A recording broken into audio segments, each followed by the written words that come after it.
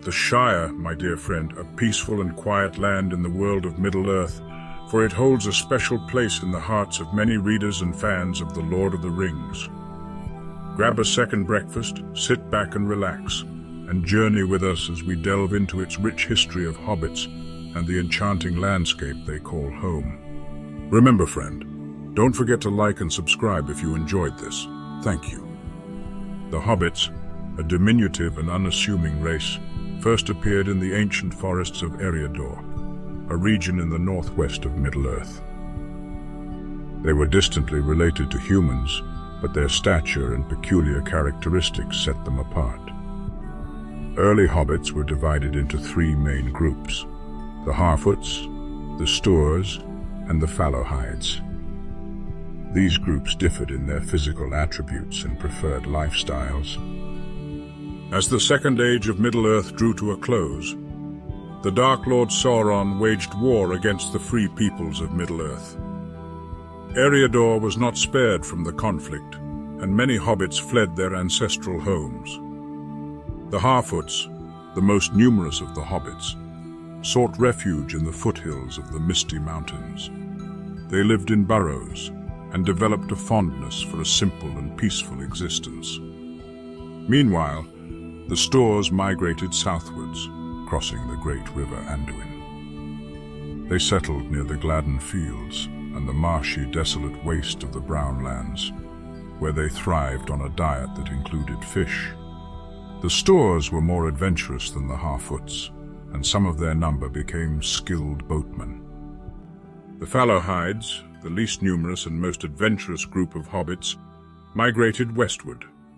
They wandered through the forests and hills of Eriador, often interacting with elves and adopting some of their woodland ways. It was during the closing years of the Third Age that a momentous event would shape the destiny of the hobbits and the Shire.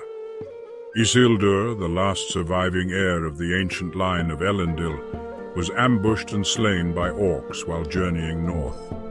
The One Ring, the source of Sauron's power, slipped from Isildur's finger and vanished into the depths of the great river Anduin. For centuries, the ring lay hidden, long lost to the ages.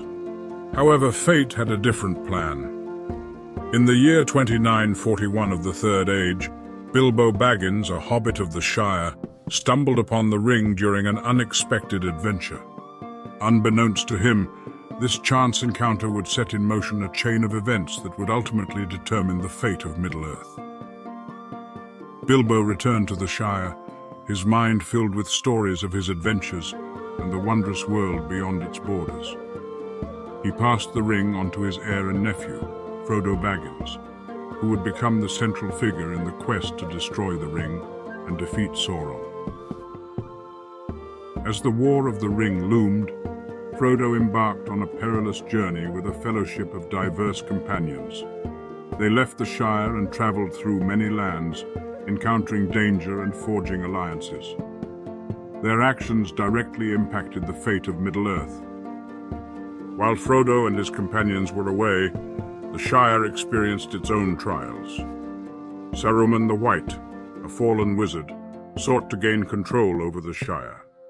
He corrupted its inhabitants and imposed a regime of oppression and industrialization.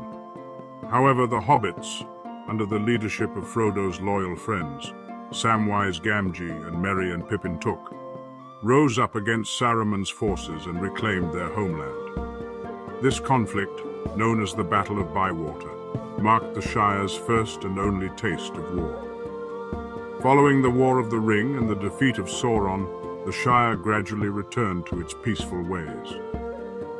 Frodo, who had been deeply affected by the ring's power, found solace in the Undying Lands, leaving Samwise to take on the responsibility of the Shire's mayor. Under Samwise's wise and fair rule, the Shire flourished. The land was cultivated, and its inhabitants lived in harmony with nature. The hobbits embraced a simple and contented lifestyle filled with good food, laughter, and music. The Shire became a sanctuary, hidden away from the tumultuous events of the wider world. As the centuries passed, The memory of the great deeds accomplished by Frodo and his companions faded from the collective consciousness of the Shire's inhabitants. The events of the War of the Ring became the stuff of legends and tales, recounted by traveling bards and historians. The Shire's unique culture and customs remained intact, passed down through generations of hobbits.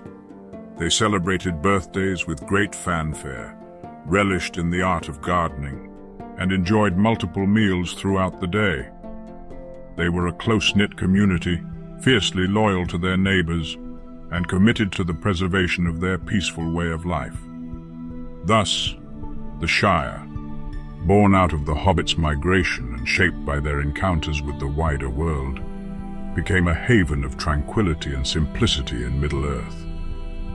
It stands as a testament to the enduring spirit of its inhabitants, and a reminder that even the smallest of creatures can play a significant role in the grand tapestry of history.